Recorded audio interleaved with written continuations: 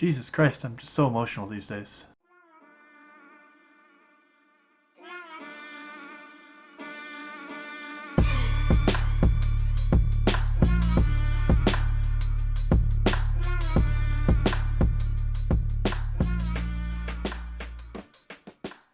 So Fighting With My Family follows the true life story of WWE wrestler Paige. Paige comes from a massive wrestling family that has been wrestling all their lives. At 13 years old, that is all Paige ever wanted to do. And when she's 18 years old, she gets the opportunity to fight in the WWE, but not after she has to pass a rigorous training program and leave her family to go to America. So for those of you that don't know, WWE actually has a movie studio called WWE Studios. And I guarantee, even if you didn't know that, there are some movies you have seen, including this one. But they also made Scorpion King, Rundown, and Walking Tall with The Rock. But they've also made some real stinkers. They've made stuff like Inside Out with Triple H, 12 Rounds, 12 Reloaded with Randy Orton, See No Evil with Kane, God, Jesus Christ, like Vendetta with Big Show, Interrogation with Edge and Lana. Basically, they make shitty movies with WWE stars, and the draw of it is the WWE stars. But the difference with this movie is that the WWE stars are just cameos. The people that are actually the main characters are not stars, and this basically just follows the true life story of somebody that was in the WWE.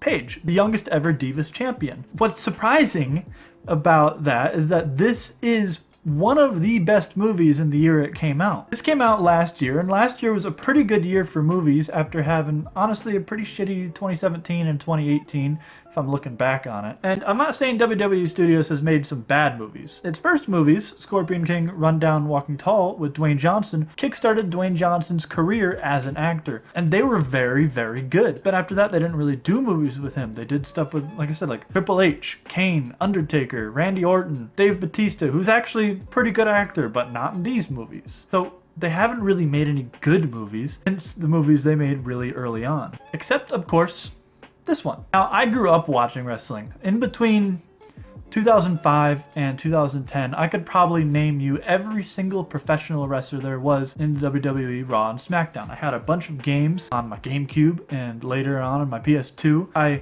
would watch it any chance I got. After school, I would walk to the library to like the kids area, and I'd put WWE on the TV until they kicked me out because you're not supposed to watch WWE or Monster Trucks, and those are the only things I liked. But eventually, I grew out of it.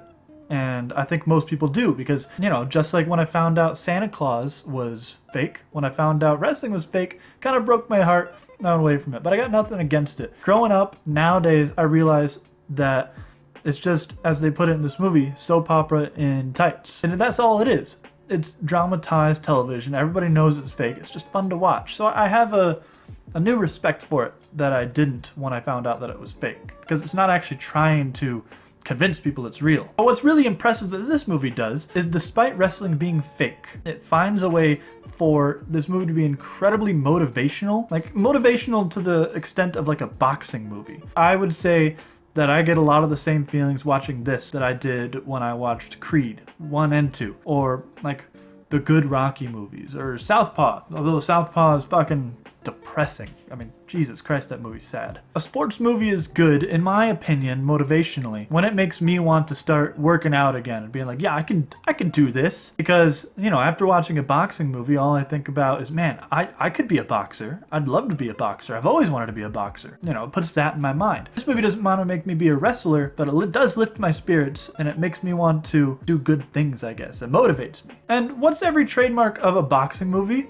The montage. Well, not even a boxing movie, just every sports movie has to have a montage. And this is a sports movie. That is what it is. It might be fake, it might be dramatic. It's wrestling, but it is wrestling as a sport. These people are at top physical condition. And the montage sequence of this is different, but just as good. What I mean by it's different, it is not only motivational and inspirational, it is emotional. I'll get to the fact of why this movie is emotional later on. This montage sequence is intercut between both Paige and Zach. Now, Zach, I'll talk about him for a second so you understand the importance, also got into the tryouts with his sister. He's a bit older, he's been wrestling longer, and to get into WWE has always been both of their dreams. He did not make it. He did not make it past tryouts, and it eats him alive. He just had a baby, and He promised his girlfriend that he was going to get into wrestling to put food on the table, and obviously that didn't happen. It didn't pan out for him. And he's saying he's okay, but he's harboring resentment towards his younger sister, the fact that she got into this and he didn't. And the montage sequence basically is intercut with her struggling with the workout regimen and struggling to get all these moves down and get along with everybody because she feels different being kind of gothic and European when everybody here is like models and she was the only past wrestler. And she also has like a slight arrogance about her, thinking she's better, but the training's getting to her and she's not succeeding like everybody else is, and she's thinking about quitting. And then it intercuts with the montage at the same time of her brother just kind of giving up on everything and just eating him alive and him becoming angry and depressed. The fact that they do that is really, really difficult because it's motivational but sad and frustrating all at the same time. Directly following the montage sequence is a trip where she goes home to see her family, and her and her brother on horrible rocky ground. It's like the first time they've spoken a lot since she got accepted to this and went to America to train. And there's a sequence where they're wrestling and he, actually beats her up. And it's not painted in a way of him like hitting a woman. He just goes too hard in the wrestling. And she is supposed to win because, fixed and scripted, but he doesn't. He actually takes her down and wins. And he loses the crowd, and there's this whole big thing, and then he runs away to go get drunk and get in a bar fight. She's upset with her parents because she's wanting to quit, but her parents aren't letting her quit. They're saying, no, this is your dream, you're doing this for the family. And she's like, is it my dream or is it your dream? And again, very moving for a fucking wrestling movie. This is a wrestling movie made by WWE Studios. And I mean, to talk about her family for a second, her mom is played by Lena Headey and her dad is played by Nick Frost. One, I never thought I'd see this couple like together. I never thought I'd see those actors together. They're actually the perfect casting because at the end of the movie you see like actual footage from the real life family and the real life Paige. Very good casting. But you want to see this family succeed. Like, they're criminals, they're wrestlers. The phrase they use, oh God, I don't even know if I should say it.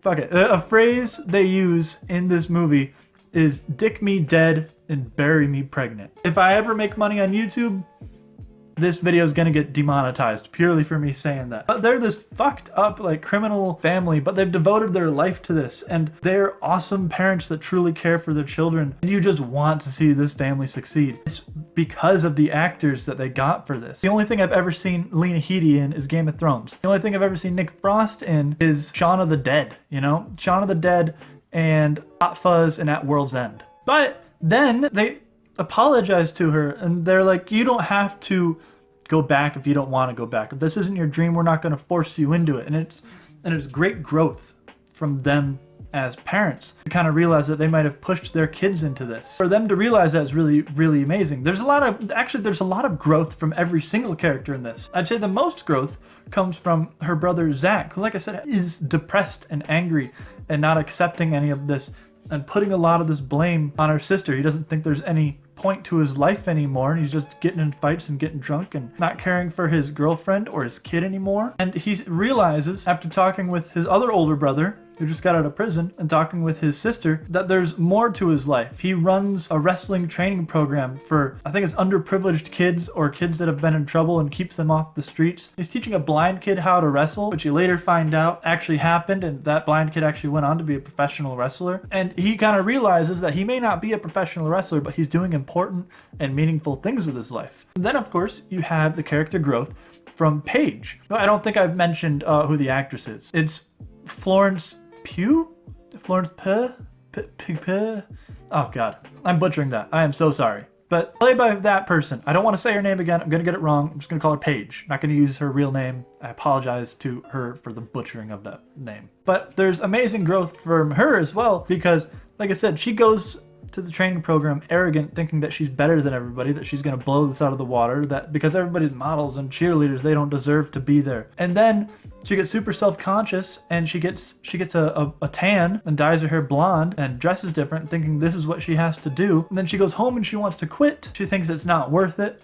But then after all this talking with her family, she gets off the fake tan, dyes her hair back to black, dresses goth again, and goes back and works her ass off for it and reaches out to these people that she's been ostracizing, realizing that they deserve to be there just as much as she does. They want it just as much as she does. It's really nice because they didn't paint her in such an amazing light the entire movie. They didn't say, oh, she's perfect she's getting bullied. She needs to just get past these bad people. They kind of show that they deserve it too. She's in the wrong. She has this bad mindset, and I respect that a lot. Real quick, before I finish off this video, on a lighter note, just coming back from the big rant, I just want to talk about the cameos in this movie. Like, it has Dwayne Johnson. They have Dwayne Johnson on the cover of this. They marketed this a lot, Dwayne Johnson. He's barely in it. There's 2 minor scenes of them. I'd say he probably has 8 minutes of screen time, if that. I'm sure I could look it up, but I'm not gonna. And he's really good in this. They do a very good job not using him too much, but having him just enough in this because he's the biggest name that's ever come out of WWE. But it also has other cameos. Like, it has the Big Show in this, and it is hilarious. I haven't seen the Big Show in probably 10 years. Looking good for however old he is, by the way. But it has a lot of WWE cameos. Vince Vaughn is in this. I don't even think I mentioned that, but he's awesome. I haven't seen Vince Vaughn do something good in maybe...